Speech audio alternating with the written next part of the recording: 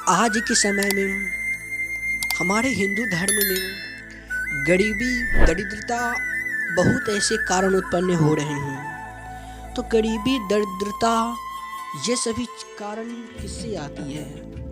तो हमारे हिंदू धर्म में मतलब कई पुराणों में भागवत गीता, गीता पुराण, गरुड़ पुराण, इन सभी चीज़ों में बताया गया है। तो हम उन्हीं के बारे में बता रहे हैं, जिससे आप लोगों को इस वीडियो के माध्यम से कुछ हम सिखाने वाले हैं।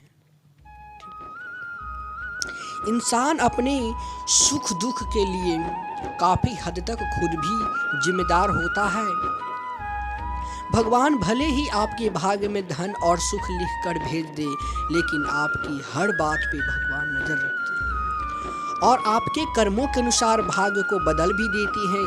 इसलिए देखा जाता है कि कई लोगों की हथेली में लंबी आयु रेखा होने पर भी अकाल मृत्यु को प्राप्त हो जाते हैं और अच्छी भाग्य रेखा होने पर भी गरीबी में गुजर बसर कर लेते हैं।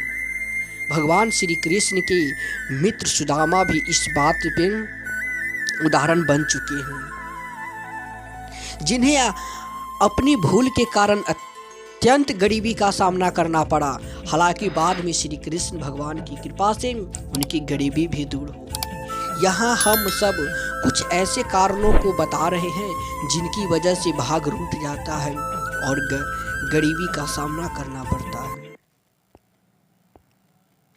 सुदामा का उदाहरण सामने है, तो सबसे पहले इसी कारण की बात करते हैं जिनकी वजह से सुदामा गरीब हुए।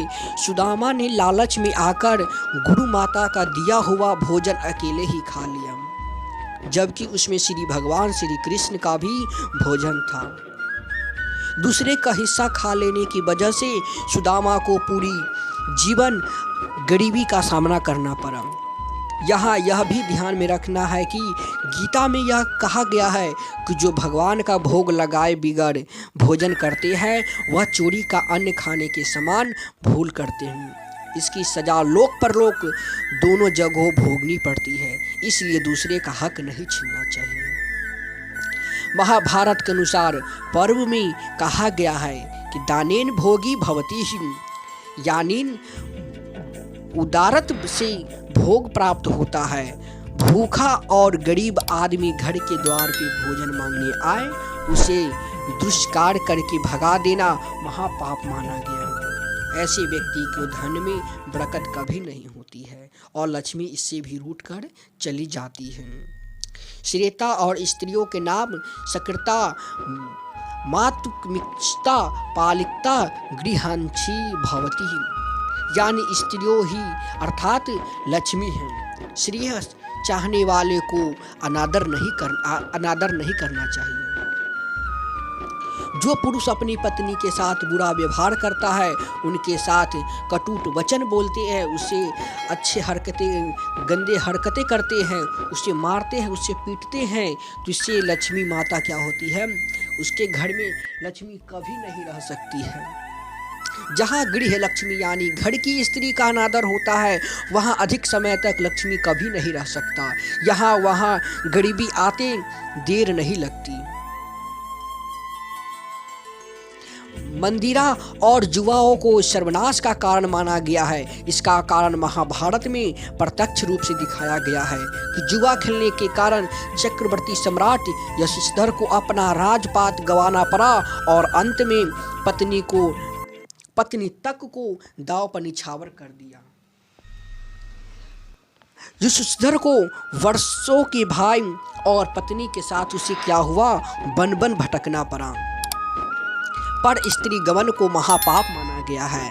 बाली से लेकर रावण तक, रामायण से महाभारत तक इसके अनेक उदाहरण मिलते हैं, जिसे पर स्त्री पर कुटिष्ट डालने के कारण धन संपत्ति व्यक्ति की दरिद्रता होते जाता है। अहिल्या पर दुष्ट कष्ट डालने के कारण देवताओं को, राजा इंद्र को भी अपना राजपथ गवाकर सामान्य पुरुष की तरह भटकना पड़ गया था।